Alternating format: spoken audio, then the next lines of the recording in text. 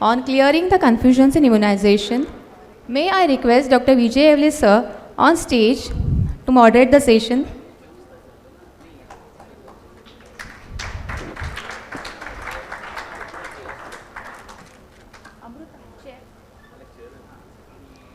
Sir is the head of the Institute of Child Health at Apollo Hospitals, Navi Mumbai. Also Director Consultant at Dr. Yeole Multispeciality Hospital for Children, Navi Mumbai. Sir is past President IAP.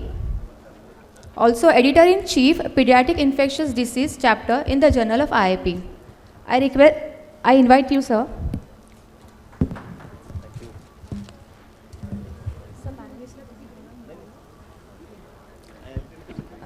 Now I request our panelists for the same. Dr. Srinivas Kasi, sir. Sir is a consultant pediatrician at Bangalore, past president IIP, core member IIP in practical vaccinology course. I welcome you, sir. Dr. Sagar Kulkarni, sir. Sir is director at Bhakti Children's Hospital, Aurangabad, editor-in-chief and contributing author in Vaccinology Simplified book. Welcome you, sir. Dr. Jeetendra Gavhane, sir.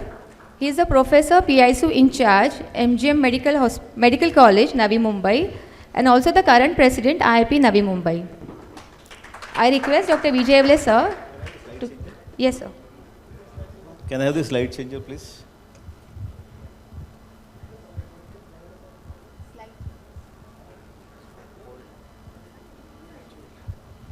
Well, a very good afternoon, and at the outset, let me thank the Thane Academy of Pediatrics for having given us this opportunity to discuss issues in vaccinology. Vaccinology is a very dynamic science, and then one needs to be really updated with the changing recommendations. And members very often wonder why IAP keeps changing its recommendation. Well, friends, it's a dynamic science, and with the advent of new data on the disease epidemiology, invention of new vaccines, the IAP, ACVIP tries to keep all the members updated on the latest evidence, and it modifies the recommendations as per the available data. We are very fortunate today to have Dr. S.G. Kasi, who is known for his very clear and crisp messages. I'm yet to see an expert who has such a profound knowledge of the vaccinology, and at the same time he is able to deliver very clear, crisp messages to all the those who seek his advice and who attend his sessions. Next we have Dr. Sagar Kulkarni, another house of knowledge on vaccinology. He has a book to his credit on vaccinology, and he is known for conducting sessions on vaccinology which span over a period of 2 days, and they are very well attended. And I'm sure he's planning to conduct more such sessions in coming years. And then we have yet another, I would say, knowledge of, house of energy and knowledge, that is Jeetendra Gavhane, president of IIP Navi Mumbai, a very dear friend and younger brother to me, who is here with us. So my job is very easy and very simple. I'm here going to ask questions. What I propose to do in first 30-40 minutes, I would ask questions on your behalf, which I have come prepared, the questions, and I would try and elicit answers from these experts so that there is no confusion left behind in our mind when we leave this house. And last 15-20 minutes, I would love to have questions from the floor so that we can extract as much as possible from our experts sitting here. And before I proceed, I would like to put on record my special gratitude to Suhas Kulkarni for this opportunity to interact with very close friends in Thane. So let's begin our dialogue. And how does this move ahead? काय दाबायचं रे?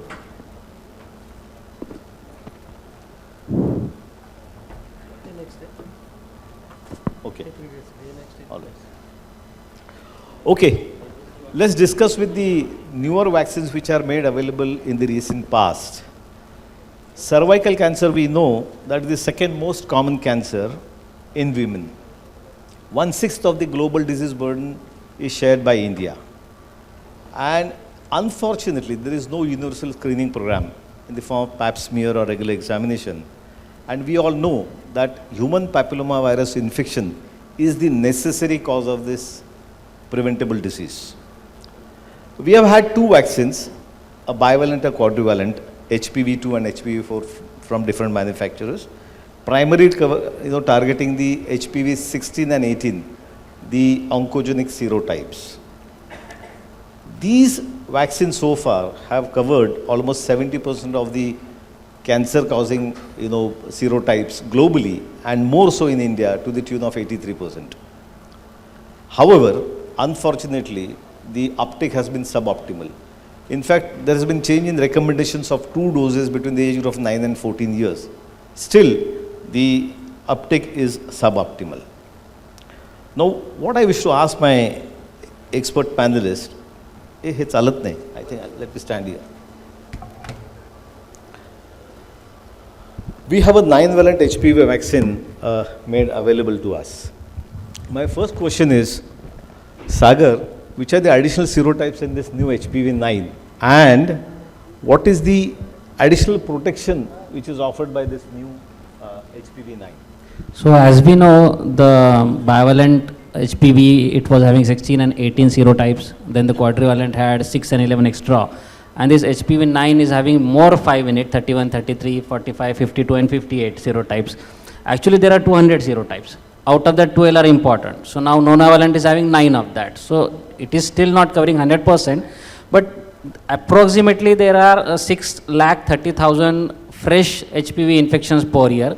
From that, 5,30,000 are because of type 16 and 18. So the remaining 1 lakh is by the other types. So it contributes around 10 to 15%. So our primary aim is, of course, the protection of cervical cancer because of 16 and 18 only. That is the primary aim. But if resources permit, we should use HPV-9 vaccine because it gives protection against cervical, anal, anorectal, vaginal, vulvar, oral, and head and neck cancers and so on. So definitely it has an advantage, except it should be cost effective. So malignancies in this remaining anogenital organs contribute to another, say, about 10 to 15% of malignancies, and HPV-9 would offer protection against these serotypes as well. Well, so we do have a new vaccine at our disposal. Dr. Kasi, what is the recommended schedule for this HPV-9 for both girls and boys? I believe that this vaccine is a neutral gender neutral vaccine and has been recommended for use in boys also. Well, there seems to be some confusion. There seems to be some confusion regarding the dosage of HPV-9. See, we must remember that in India there is a policy of the drug controller to insist on a clinical study, though a very limited clinical study, before any vaccine is licensed for use in the country. Unfortunately, the HPV vaccine 9 was tried at a time when he had a uniform 3-dose schedule. So based on that, in India today, the recommendation is a 3-dose schedule, 0, 2 and 6 months. And this is recommended in women between 9 and 26 years and in males between 9 and 16 years. This is as far as India is concerned. Internationally, wherever this vaccine is being used, it is like the old HPV schedule. 2 doses for those between 9 and 14 completed years. 15 years onwards, it is 3 doses, 0 to 6. And for those who are immunocompromised, the dose is again 3-dose schedule, irrespective of age. Now the question comes is, can we use this 2-dose schedule in our country? I think the answer is yes and no. Yes, because there are international recommendations from the WHO, CDC. No, because as private practitioners, we need to follow the product insert guidelines, and the product insert guideline says 3 doses and not 2 doses. Well, that's very clear. So before any vaccine is licensed in the country, we need to have country-specific data on immunogenicity, efficacy and safety. And India was not part of this trials which were carried out in other countries where 2 doses have been tried in very young population. So as of now, the product insert and the licensure is only for 3 doses of this HPV-9. Well, so you have already answered this question that it cannot be used as 2-dose schedule based on the recommendations which was made earlier for the bivalent and quadrivalent vaccine. Yeah, that's okay. Now, let's move on to the a case scenario. You have a 12-year-old Meera who has taken one dose of HPV4 about 4 months ago. She was advised that she would need 2 doses, falling in the age group of 9 to 14 years. Can we complete the schedule started with HPV4 or HPV2 with this nonavalent vaccine? Who would like to take this? Anyone? Sagar?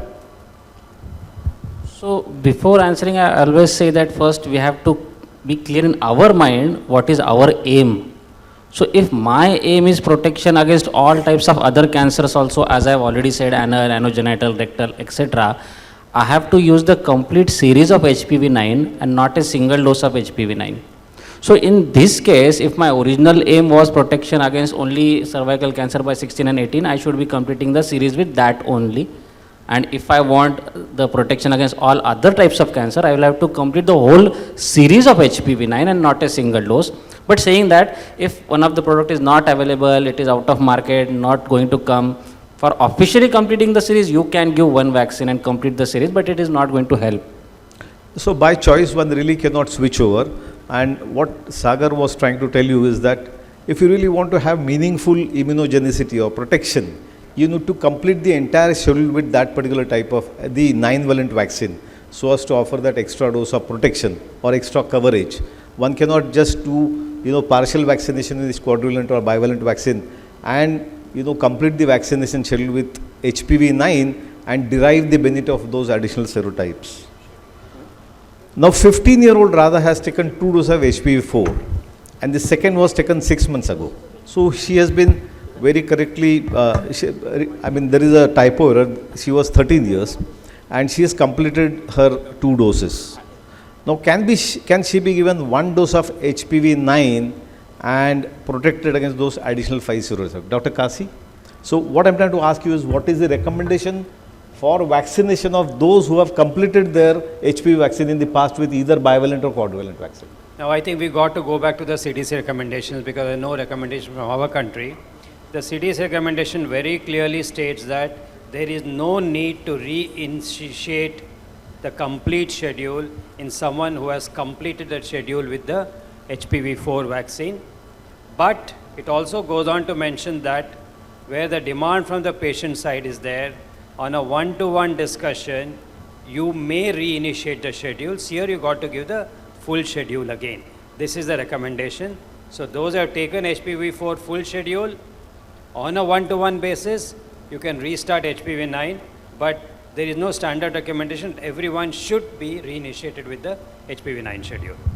And how early can you initiate this revaccination? You wait at least for about 6 months and then you can reinitiate it. So you cannot do it, WHO says you wait for a year and then initiate the new schedule with HPV9. But and as Dr. Kasi made it very clear, you have a one-to-one discussion with the parent and ask if they are interested in protecting the child with those additional serotypes and then offer them with this vaccine. But I have one question. Should we proactively promote the nonavalent vaccine? Well, if you ask me personally, this is a vaccine which definitely is a cancer prevention vaccine. And if you look at the difference in the coverage, it goes up from 83% to 98%. Almost all anogenital cancers are taken care of. If one can afford, certainly, I would proactively promote this vaccine. What is your take, Dr. Kasi? And certainly, Jeetendra? if they can afford it, and because I gave a small handout. In fact, this handout will now come to all IAP members. ACVIP has prepared it in a week's time. So I give a handout where I clearly state the advantages and the cost also, and leave it to the parents to take a decision. I don't think it's right for us to take a decision on the part of the parents. And sir, if we are using one dose, like sir has given a case where 2 doses of HPV4 were given, and can we use third dose as a dose mitigation, risk mitigation dose? See, if the dose is incomplete, you can complete the schedule with HPV9. But in someone who has... How much protection we will get to one See, dose? that is something that is unanswered, but there is a lot of data which is coming up, which is showing that even one single dose of HPV may be sufficient to give you as much protection as 3 doses. I mean, things may change. So definitely it's worthwhile completing the schedule, the remaining schedule with at least 1 dose of HPV9. However, offering that one extra dose would not really benefit the vaccinee to the extent that it would if the vaccinee takes all the 3 doses or 2 doses between the age of 9 and 14 years, number one. Number two, there is a data which says that for a girl who has been vaccinated with bivalent or quadrivalent vaccine, 3 doses or 2 doses, additional, repeat dose of the same 16 and 18 would not give rise to incremental increase in the antibody titers. 1 dose may augment the antibody, but the remaining 2 doses really do not increase the antibody titers to a great extent. But yes, for coverage of those additional serotypes and meaningful protection, you need the entire course to be completed. Okay, let's move on to this. Very nice if we had just the 5 extra doses coming Absolutely, absolutely. Yeah. An adolescent learnt about the HPV vaccine for the boys in India. But when he comes, I tell him the cost and he says, no, doctor, this is a very costly proposition. Now, HPV-9 is licensed for use in boys. Dr. Kasi, can I use quadrivalent vaccine in this boy? It is not licensed for use in boys in our country. HPV-4 is not licensed for males in our country. You cannot use it. You have got to use HPV-9.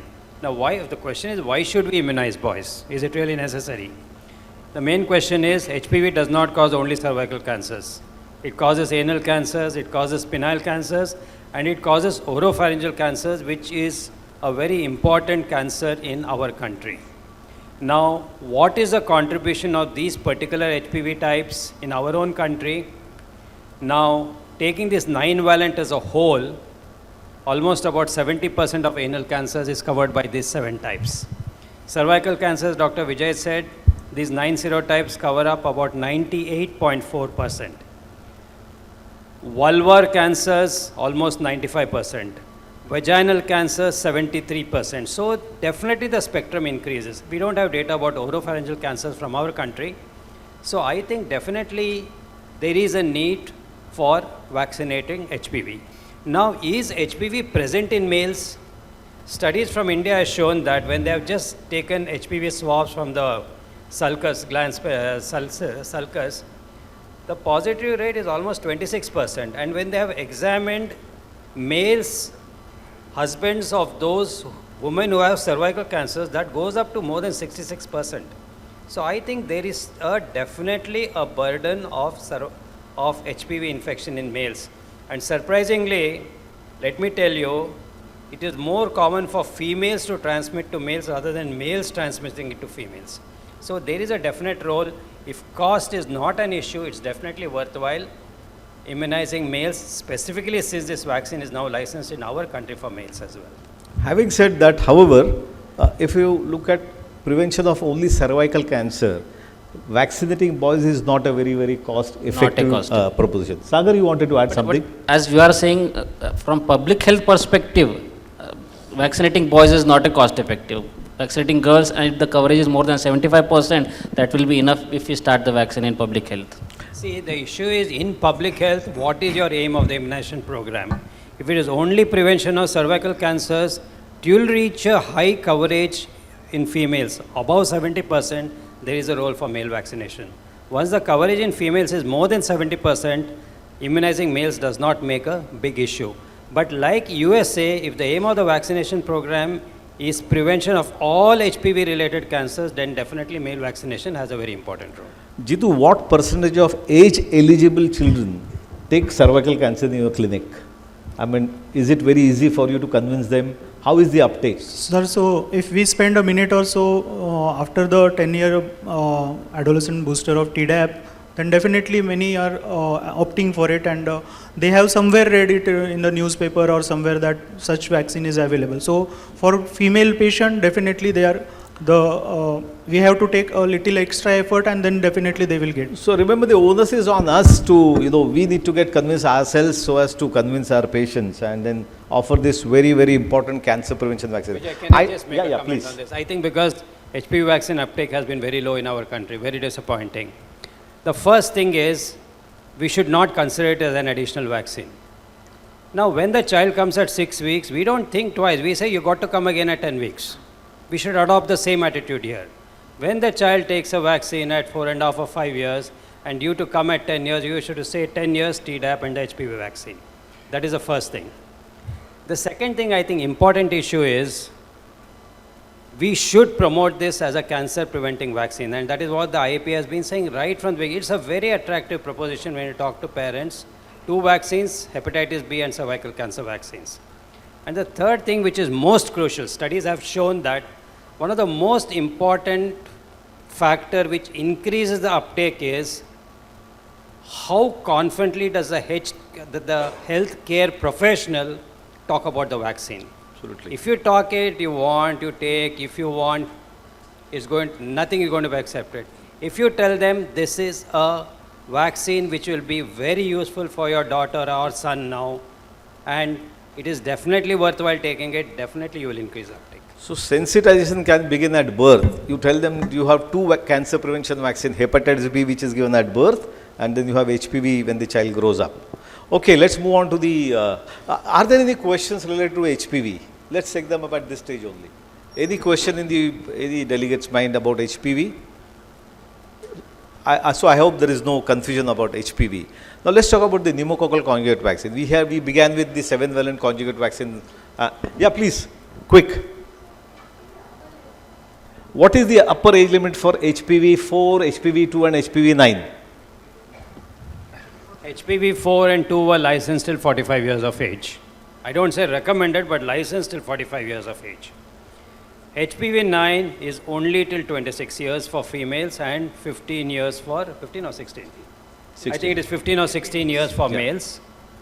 So is that clear? But it can be used till 45 years. The safety data has been extrapolated from the safety data of females. According to the drug control's recommendation for Indian, our country, yeah. you cannot use it beyond But that if we age. see the product insert for all Western, it is allowed till 45 years. So remember, as I said before, in India, the country-specific licensure is in boys up to the age of 16 years, in girls up to the age of 26 years. That for quadrivalent and bivalent is 45 years. Let's move on to the pneumococcal conjugate vaccine. We began with the 7-valent conjugate vaccine. We moved on to 10 and 13-valent vaccines. We know the difference between the 10-valent and the 13-valent type 3, 6A and 19A. Now, my question to Dr. Kasi, how do you compare these vaccines? We have one more vaccine available now with us, another 10-valent vaccine. I'll come to that a little later. So, how do you compare these vaccines? See, basically, we don't have any head-to-head comparison. We do not have any efficacy data. What we are doing is a simple mathematical calculation of what is the incidence of each serotype and what is the coverage. Based on that, only talking about direct protection and not indirect protection, generally PCV13 varies between 71 and 78% according to different studies. Pneumocell is a very close, pardon me if I take a brand because I don't want to confuse with the GSK. Absolutely. Pneumocell runs a very close second, which is just about 1 or 2% less than PCV13. As far as Synflorix, it ranges from about 63 to 73%. So if you put it in an order of 1, 2 and 3, PCV13, Serum Institute PCV10, GSK PCV10. So please mind you friends, what he is talking about is coverage offered against the serotypes. But all the conjugate vaccines are excellent vaccines preventing invasive pneumococcal disease and also the serotype causing non-invasive mucosal disease. Now, Sagar, how important is it to have 6A and 19A? Because the PCV13 was basically, came in the market taking into consideration the replacement disease by 19A. So how is it relevant in our So as Sir has said, the serotypic prevalence is different in different studies. There were so many studies, Pneumonet, PIDOPS, AC, Vellore, Delhi. So the percentage might vary from here to there, that is a different part. So 19A, 6A is there in India, that is for sure, the percentage varies. What is more important that these two are causing IPD which are antibiotic resistant and so difficult to treat and therefore the mortality is more. So that is why the protection against these two is important. So it causes IPD, pneumonia, otitis media and is antibiotic resistant, so difficult to treat. Well, honestly, we do not have nationwide a proper representation of the serotypes which are prevalent in our country. However, there are several studies which have been carried out which do tell us that there is a significant burden caused by 6A and 19A in our country.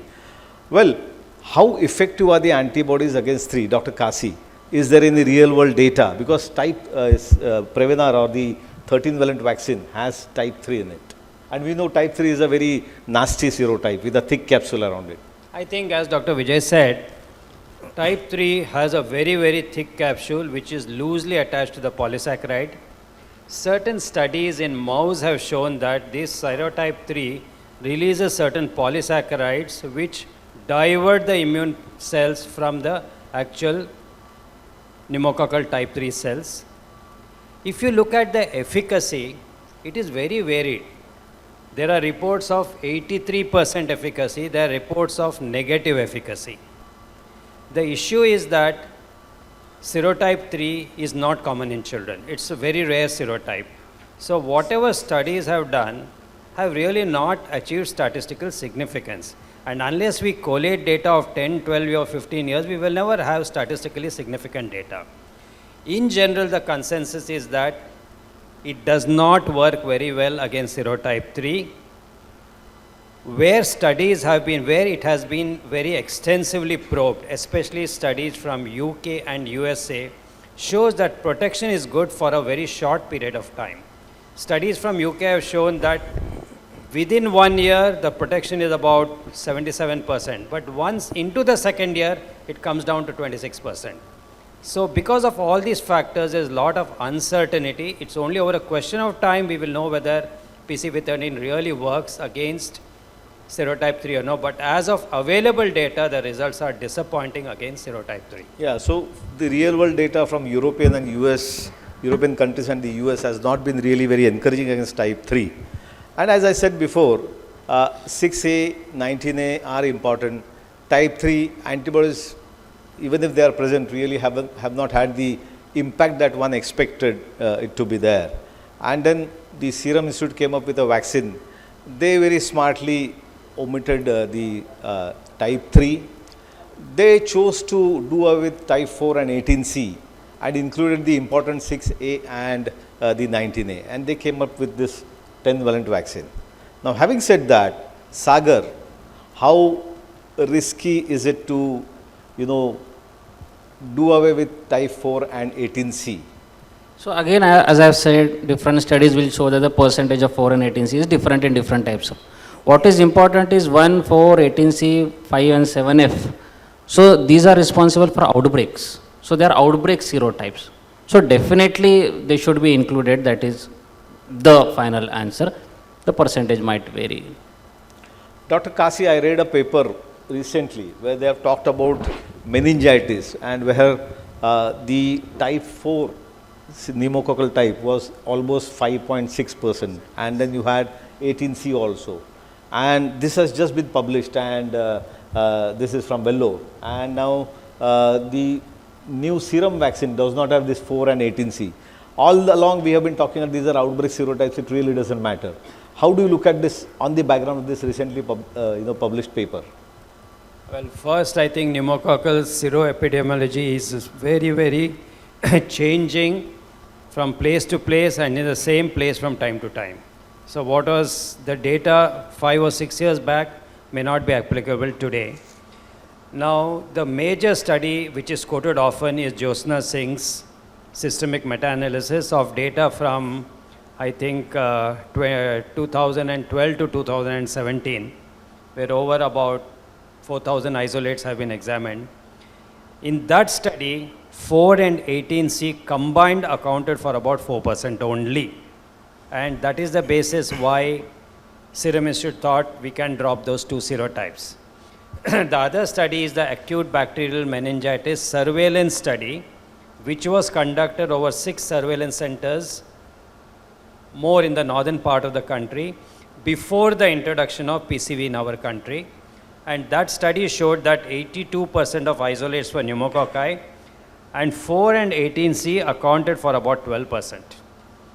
Now, I think, does that mean that one vaccine is better than the other?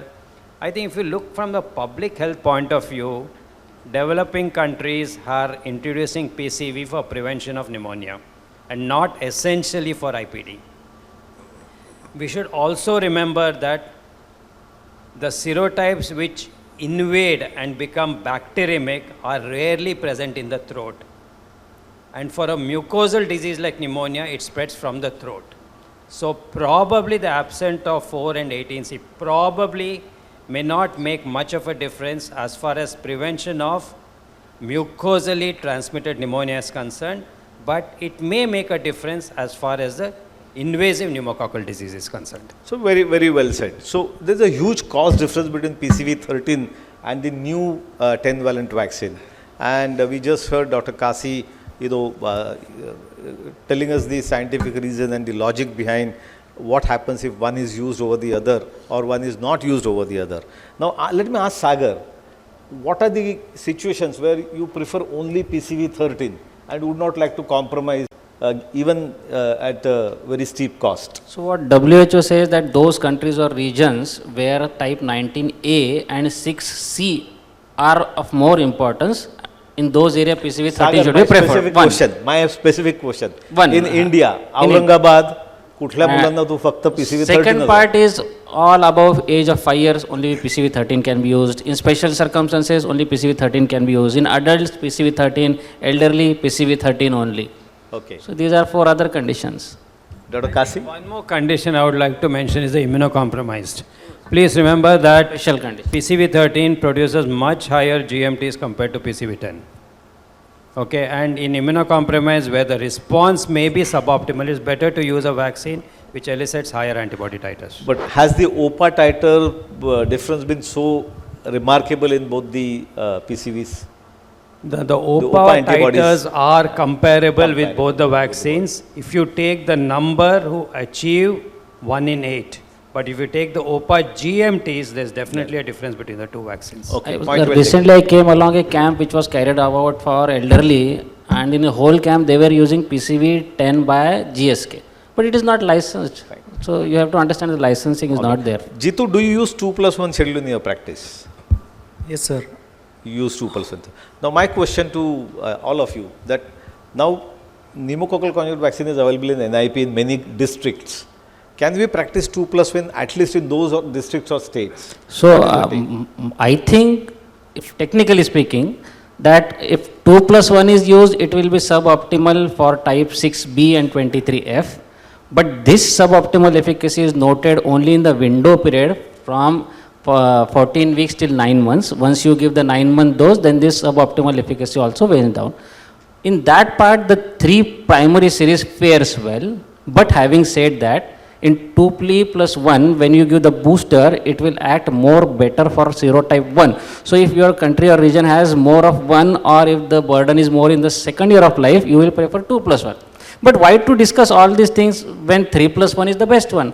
Yeah. It will solve all the problems to use 3+1. So my question, Dr. Kasi, ACVIP, and you have been saying that for individual protection, use the best schedule. So even if you have, because there is a practical issue. For a practitioner, say I practice in Navi Mumbai, where pneumococcal conjugate vaccine is available with municipal corporation, and they give it at 6, 14 weeks and 9 months. And then the patients come to me and I offer them 3+1 schedule. So there is a discrepancy and dichotomy. So how do I overcome this? I think you got to understand the philosophy between public health and individual health. In individual health, you are planning what is best for the patient sitting in front of you. In public, what is the most acceptable and cost effective for the maximum protection. The two are different. Now, why has 2+1 schedule, to go back? There has been an excellent systemic review done, which he just mentioned recently, where they compared 3+1 and 2+1 schedules. 3+1 schedules gave significantly higher antibody titers against 6B and 23F. About 23% higher for 6B and about 17% for 23F. For all the others, the difference was not more than 7%. Now, this difference also persisted only till the first 6 months or till the time the first booster was due. Once the booster was given, the antibody titers were the same whether you gave 3 priming or 2 priming doses. Okay? But again, in that window period, please remember, in our country, pneumococcal disease occurs very, very early. Pneumonet study has shown that the highest incidence of pneumonia is in those below 6 months of age, and higher antibody titers are better. Now, even if they are giving in your district, what is the coverage? Unless you achieve at least about 65 to 70% coverage with pneumococcal vaccines, you are not going to get herd immunity. So till then, you should stick to the 3+1 schedule. So I think message is very clear for individual practice, stick to your 3+1 schedule. Sir, Now, I have a question for you. Yeah. So as we know that HIB government does not give it 18 months, but we offer it at 18 months. Now the question is, a child has taken 2+1 schedule in the government, he comes to you at 18 months, will you offer a 18 months dose because you are trained to give 18 months dose? No, no. I'm talking about pneumococcal vaccine 2+1, that's 6, 14, 9 months. In terms of longevity and the protection is adequate. So one did not offer an additional dose at 18 months of age. No, not at all. 3-dose schedule is more than enough. Now for at least 6 months later. Absolutely. Now for want of time, I'll quickly talk about mix and match. Countries which switched over from PCV 10 to 13 or other way around, there was a window of opportunity to look at what happens to antibody titers when one switches from 10 to 13 or vice versa. So what has come out, the data says that while you can switch over from 10 to 13, but please try and avoid switching over from 13 to 10 because the antibody titers would be suboptimal. Unless there is any differing view, let me move on to the next vaccine. Let us be a little more crisp. Jitu, do you offer PCV vaccine beyond the age of 2 years in your practice routinely? Sir, if they have not taken, then definitely PCV 13 is given. PCV 13 you offer. Okay. Is there a consensus on this? Fine. And of course, those who are at risk of complicated disease, immunocompromised, you would offer otherwise also. But please do not offer your polysaccharide vaccine routinely to children unless it is indicated. Now let's talk about the typhoid conjugate vaccine. We know there are 3 vaccines which are available in our country. We have different vaccines. There is a vaccine which has 5 microgram of the VI polysaccharide, the Pediatrician by Biomed, which is no longer available. Then we have a 25 microgram VI polysaccharide containing conjugate vaccines. There are 3 of them available. One is by Bharat Biotech, the oldest one, the Type Bar TCV or the Entroshield marketed by Abbott. Then you have Zydus typhoid conjugate vaccine, again conjugated with the same conjugating protein. And now we have a vaccine from BE where it is a different conjugating protein. And the VI polysaccharide source is different in the BE vaccine. Jitu, can you quickly compare these different vaccines which are available in our country? So, sir, when we decided that polysaccharide cannot be given below 2 years, conjugation came. That time first there was a prototype vaccine from exotoxin of Pseudomonas aeruginosa. Correct. After that, Biomed vaccine came with the 5 microgram with a TT as used as a conjugation, and few years after that, Bharat Biotech's came with a 25 microgram with a TT only as a conjugate. So, as we said, 25 microgram has a better seroprotection, and that stayed, and Biomed vaccine now 5 microgram is no more available. Beyond that, sir, newer and newer carrier proteins are coming, and now we have CRM. CRM 197 is a good conjugate protein, time tested since 1999 almost. First it was used in hip titer. Since then your Prevenar vaccine also is using CRM. So it is a good protein. So immunogenicity also, safety profile, local reactions, all were better with CRM vaccine. So now CRM vaccine is available. So the sources.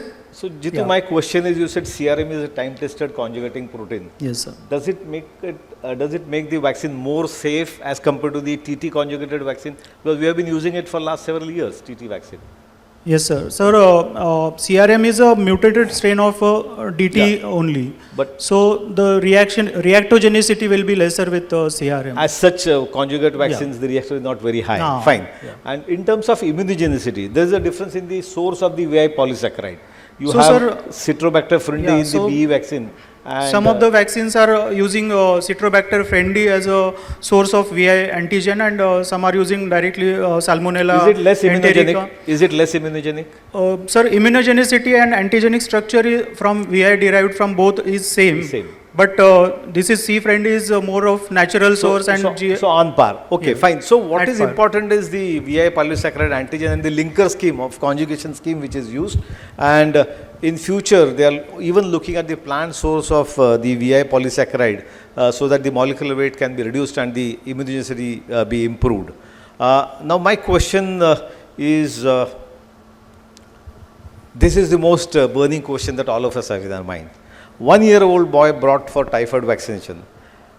Now he has been advised to take only 1 dose. Now parent recalls that he was advised 2 doses when he had got his eldership many years ago. He is 7 years now. Now Dr. Kasi, why did you change from 2 doses to 1 dose? I'm very happy you have posed this question to me. As ACVIP convener, I have been getting brickbats from the company, from the pediatricians for re-recommending a second dose.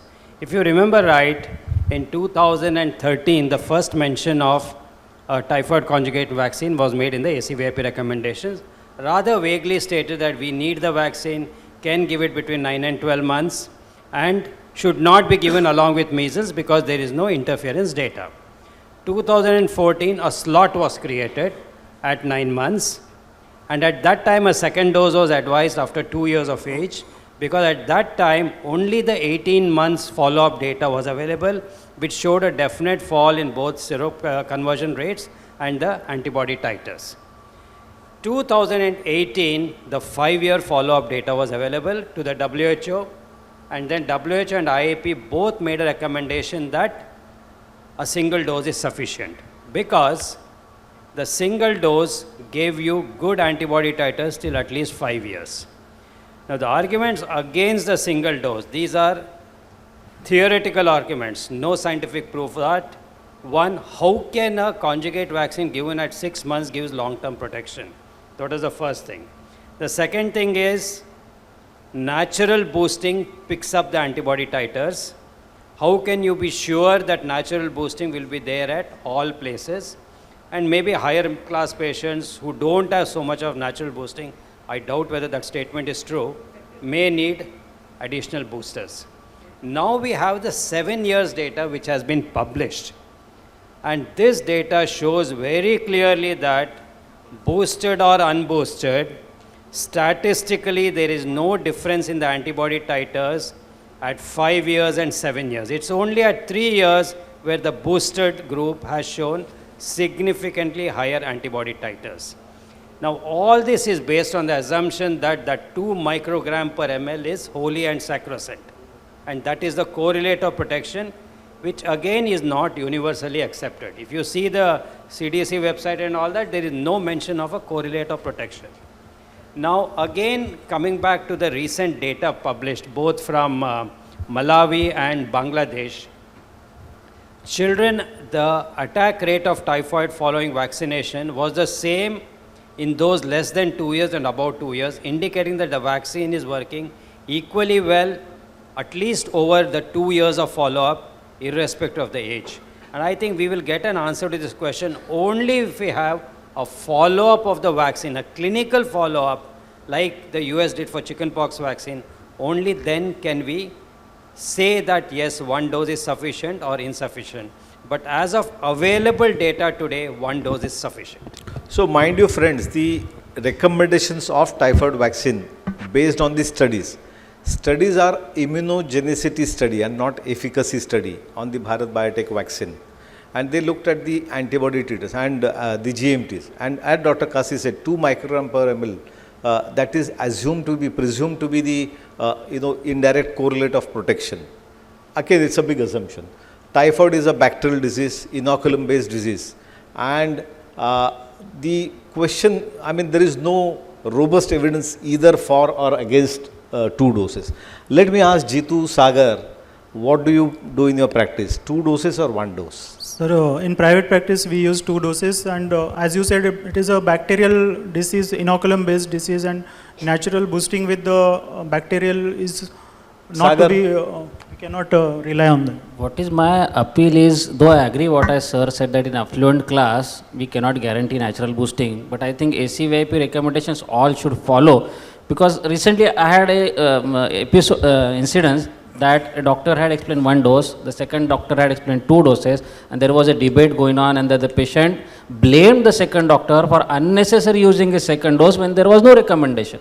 So better to follow a standard recommendation. That is what but is Sagar, my I have been on ACVIP before, and I also feel that ACVIP recommendation should be followed, but they are not rules, number 1. Number 2, members also say that ACVIP, when it came to pneumococcal vaccine, said you act in the best interest of the individual And then for typhoid, you say you follow the WHO community. There are some gray areas, I do agree, but let us follow standard recommendation that is for betterment of everyone. I think that is my Final opinion. word from Dr. Kasi. I think Vijay, you are an ACVIP chairperson or convener. You know recommendations are made on solid scientific data, not on assumptions. No one can say, I have seen 3 cases of typhoid after single dose, but I have not seen any after 1 dose. This cannot be a basis for a recommendation. Absolutely. It has to be solid scientific data, and today the data definitely shows that 1 dose is sufficient. So let me summarize what Dr. Kasi is saying, that ACYP makes recommendation based on robust data, solid data. At the same time, I would say, I would reproduce or re-quote what he had said once, that don't feel guilty if you give 2 doses, because there is lack of solid evidence at this point in time. Let's move on to the next vaccine. Somewhere I read a preprint Lancet publication is awaited for booster. It's the same 7-year data that Dr. Kasi was also talking about. The antibody, see, the antibodies have been assayed on different assays. If you look at the zoo assay, the antibody titer difference is not much. So, Actually, yeah. if you see that human challenge study, there was no difference in the antibody titers between those who got typhoid and did not get typhoid. Maybe this is not a very valid correlate of protection. We don't know. Now, But Jeetu, sir, in your practice, you got patients, plenty patients who are vaccinated with single dose. I agree, but that cannot be the cannot basis be, of yeah, making said ACVIP that. recommendation. Yeah, of so, course. yeah. So, Jeetu, this is a 4-year-old child who suffers with fever without focus, and now the culture has grown Salmonella paratyphi. Now, parents says, isko to diya tha typhoid vaccine, fir bhi ho gaya. First of all, he's upset. Now, does he need a dose on recovery? This particular child. So if he has taken Salmonella dose. typhi dose, then not required because he is suffering from paratyphi. But he is paratyphi escape- vaccine is not there. So, Sagar, For paratyphi you are asking, right? no, I am asking this child. There is no cross protection between this and No cross protection. And as I said, we are recommending single dose of TCA, so I have to think about second dose of TCA. Okay. Previous brand not known. Interchangeability? Only 1 dose, so what? No question of interchangeability. Okay. What are the new TCVs in pipeline, So, Jitu? sir, as I said, Salmonella paratyphi also is now rising because vaccinated children are not getting typhoid. So whatever culture proven cases we are finding paratyphi, so in pipeline we should get Salmonella paratyphi vaccine as well in future. Our EPA vaccine by Lanzhou Institute of Medical Science, China has received commercial licensing. And there is a Also, sir- quadrivalent vaccine by Bharat Biotech for paratyphy A, B, non-typhoidal and typhoid. That is in pipeline. Also, sir, non-typhoidal Salmonella is Yeah. there. There are some in pipeline. 8 in 1000. Okay, let's change gears. Let's go on to rapid fire mode now. We are in the last limb of polio eradication. Dr. Kasi, I would appreciate quick answers on these questions.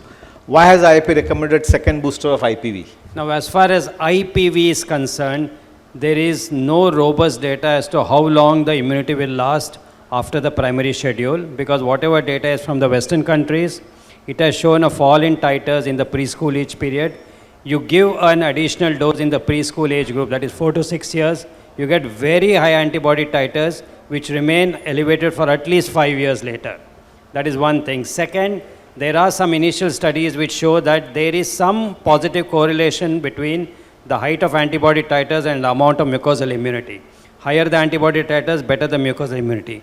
And today, I think in our country, the major problem is we have to prevent CDPV in addition to wild polio.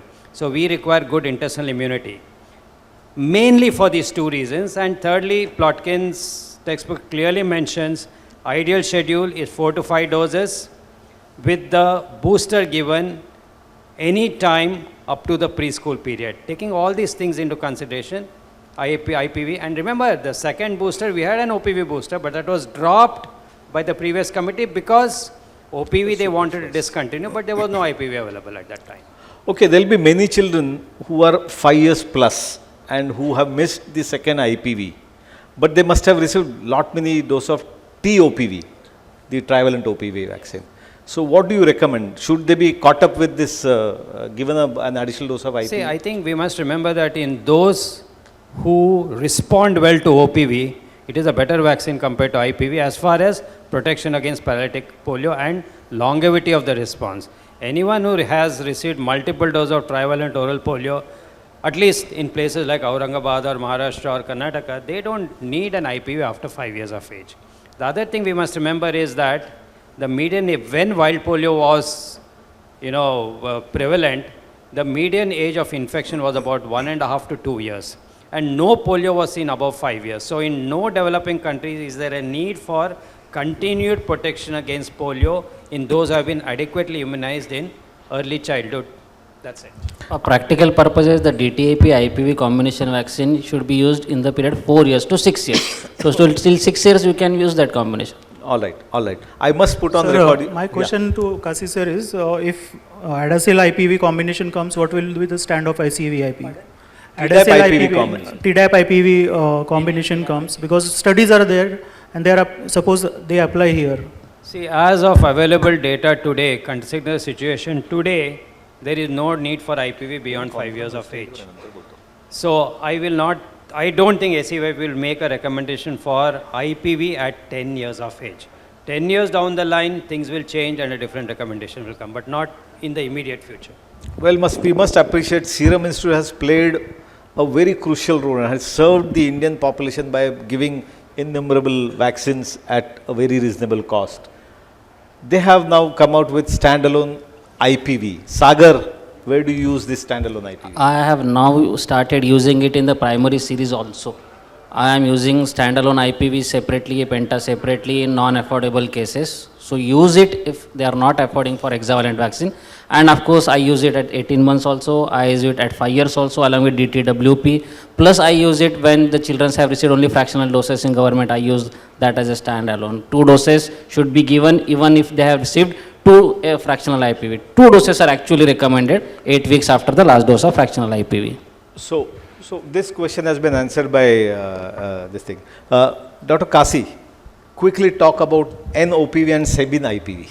Most of the problem with CDPV is because of extensive use of monovalent OPV. So if you don't want CDPV, you have got to stop monovalent OPV2. So what a lot of research has been done, and now you have a genetically modified OPV by the codon de-optimization technology, which is which you have bivalent NOPV, which since September last year is being used in all outbreaks, and probably by this year and early next year, that is going to be the standard.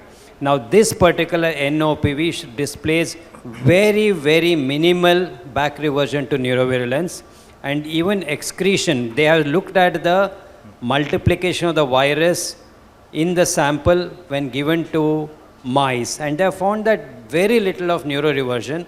So I think we will solve a lot of problem of CDPV2 if we use NOPV. Coming to Sabin IPV, the problem with the conventional IPV is the cost. You're using active wild polio virus and inactivating, so it can be done only at biosafety level 3, which is present only in the developed countries, so vaccine is expensive. So one of the affordable IPVs is Sabin IPV, where you replace, instead of using the wild polio virus, you are using the Sabin virus. Now when you compare Sabin and the conventional IPV, type 1 Sabin is better, more immunogenic. Type 2, it is much less immunogenic. Type 3 is somewhere intermediate, but generally a little lower. Second, the D units is different for Sabin and the conventional IPV.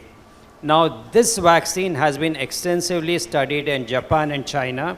In Japan now, it is being used since 2017 as a combination with DTAP, and in China, it is being used as a monocomponent Sabin IPV. The problem is, if you manufacture Sabin IPV in developed countries, it is as expensive as conventional IPV. So now they are adjuvanting this vaccine, reducing the antigen content by 1/5, and you manufacture it in a developed country. I think the cost will come down a lot, and it may and that may be the time when all IPV schedule comes, we will be using this vaccine. And trust me, that's going to be the future. In the near future, you're going to see both NOPV and Sabin IPV, given the way global polio eradication initiative is marching towards polio eradication. Now, Jitu, quickly, newer districts, newer states, and higher age group have been identified as target of Japanese encephalitis. We have improved surveillance also. So more and more districts are now labeled as endemic districts. We have 3 vaccines, the live vaccine, the killed vaccine. Live one which is available in the government sector, and then private vaccines, the SA 1442 killed vaccine by GEV, and the Kolar strain by Bharat Biotech again, the Genvac. Now a few questions. What is the schedule of the live vaccine in public health, and is there a need of booster? So in public health, only live vaccine is used, SA 1442, and it is a 2-dose schedule at MMR vaccine, like 9 months and 15 months of age, 2 doses. As of now, need of booster is not there. Means not, definitely at one point we will come to that. Yeah. And what about the schedule, efficacy and booster of these 2 vaccines which are available in the private market? The B one is a varicocele derived SA 1442 killed strain, and the Bharat Biotech one is a Kolar strain 82, 15 and 62 XY, which is a Kolar strain. The schedule is less than 1 to 3 years of age, 3 microgram, and beyond 3 years of age, 6 microgram, 2 doses at 28 days apart. Even in Kolar strain, ACVIP recommends 2 doses schedule. Dr. Kasi, why so? It is licensed for 1 dose. They have submitted their dossier with the antibody titers. Why is ACVP insisting only 1 dose? If you compare 2 doses versus 1 dose, there is a study which has compared it also, and also compared it with the SA 1442, the phase 4 study. They have shown persistence till 2 years of seroprotection titers in almost about 88%, and GMTs of around 28 to 30. But if you look at the GMTs of 2 doses versus 1 dose, at 56 days, the GMTs are almost 10 times higher with 2 doses. But if you come down to 1 year, it narrows down, it's just about 2 times more. So based on this, and because there is no long-term follow-up of this, the ACVP so far has not made a single dose recommendation. So please remember, use 2 doses of any vaccine. And now my question, Sagar, you take this up. Should it be used routinely in Thane? Thane has been now labeled as endemic for Japanese. And if your answer is yes, I am very close to Thane. Should I use it in Navi Mumbai also? I'll answer in my way. I live in Aurangabad, there are no cases. But after 20 kilometers, there is a village called Gansavangi. 11 cases of JE were found. So now, am I justified in using it in Aurangabad? I will answer it in that way. That will give your answer, sir. So it says, what WHO says, that even if the number of confirmed cases in your area are low, but if the conditions are conducive for transmission in your area, there is presence of animal reservoir, and your region lies in proximity of an area where their virus transmission is proved, then you are justified in using JE vaccine in your area. Plus, you should have a very robust JE surveillance system in your place. If it is not there, don't wait for that system to take place. You can start the vaccine even if the number of cases are less. But having said that, I'll recommend to Thane people that they should inform all their cases in their own WhatsApp group. Remember, the diagnosis should be made only by CSF, IgM ELISA capture, and not by blood IgM or IgG. And if they find out that there are cases in your region, definitely start vaccine. But Sagar, Thane has been declared as endemic for Japanese. What is the practice here in Thane? Do you all use Japanese encephalitis vaccine? They are not Yeah. using So there is the house We is should divided. start. So Dr. Kasi, Jitu, you want to say something? Yes, sir. Unless we start suspecting and sending the viral NK patients sample to NIV, we will not come to know these cases exist. So definitely, this is a cheaper vaccine and life-threatening disease with lot of morbidity. Giving 2 doses, I think it is worth. Now, before Dr. Kasi gives us final word on whether it should be used in Thane or no, my last question to you, Jitu.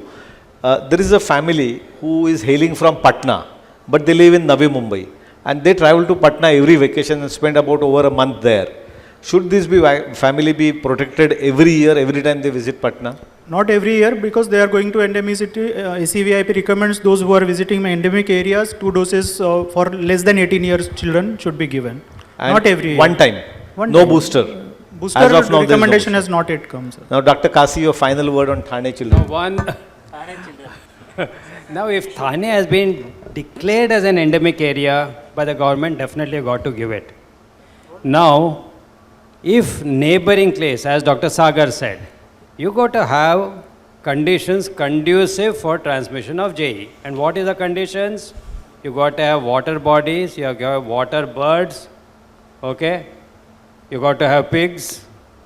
Mumbai, do you have any of these? There are lots of. There no space for humans itself. Where are you going to get pigs over there? I'm giving an example. Kolar district is adjacent to Bangalore, urban. Kolar is endemic. Whatever JE cases are admitted in Bangalore come from Kolar. Absolutely no JE reported from But Bangalore. Kasi, are there unidentified hosts or vectors? Possible, because now, see, it has traveled from Sholapur to Pune. One is maybe the mosquito has become very efficient travelers from one place to another.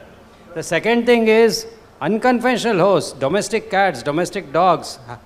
Virus has been found in them, so maybe the Pigeons, spectrum ducks is changing. also. So, So all in all, it's a safe vaccine. And if there is, Thana has been declared as endemic, it is worthwhile offering this vaccine to all your patients. If government has already declared it endemic, it is easy for private practitioner. They should start. There is no confusion. Well, my apologies to the delegates. I said that I would give some time for you to ask question directly, but time really flies and vaccination is an unending session. But for want of time, we'll have to. So meningococcal conjugate vaccine. We know that acute bacterial meningitis is caused by only those three top guns: pneumococcus, Hib, and meningococcus. We have vaccines to prevent all these deadly diseases. I want you to comment on the available conjugate meningococcal vaccine. How do you compare them and how do you offer them to your patients? Dr. Kasi, you can take this. I'll tell you the ACVAP guidelines. Okay. And then ask Jitu what Now- he does in his practice. There are criteria why you should use meningococcal vaccines, at least as a public health measure. If the incidence of meningococcal disease is more than 10 per 100,000, you should vaccinate. Between 5 and 10, vaccinate if feasible. Between 2 and 10. And if it's less than 2, definitely you don't need the vaccine. In our country, whatever little data is available, it is less than 2. So as a public health measure, it is not necessary. Okay, so that is out. As an individual practice, a good vaccine is available. It's a very dangerous disease. Should I use it? You got to see, for people who have practiced, say, 10 years, 15, 20 years, have you seen a single meningococcal meningitis in your practice? Has your colleague seen it? So many WhatsApp groups. Has the IDServ reported it from urban areas? If it is just not there, I think it is not correct to offer it proactively to everyone who comes to your clinic. On the other hand, someone comes to you and says that my neighbor's child received this vaccine, I also want to the vaccine. You can explain everything and definitely give it. But I think mentioning it at 2 years or 9 months in your routine immunization chart is not correct. Yeah, I totally agree with you. While we need not be proactive, but to say that there is no disease is going a bit far-fetched, because absence of evidence is not necessarily evidence of absence of the disease. Well, with this note, let me close this dialogue. I thank all my panelists, Dr. Kasi, Sagar and Jeetendra. Thank you so much, audience. Thank you, sir. Kindly wait for our next session.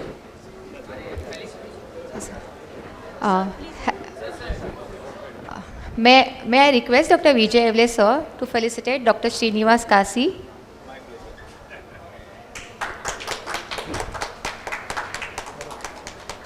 Dr. Sagar Kulkarni.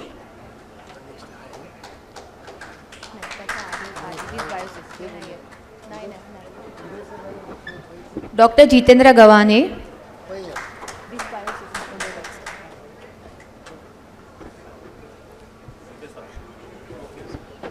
On behalf of TAP, we felicitate Dr. Vijay Yeole, sir.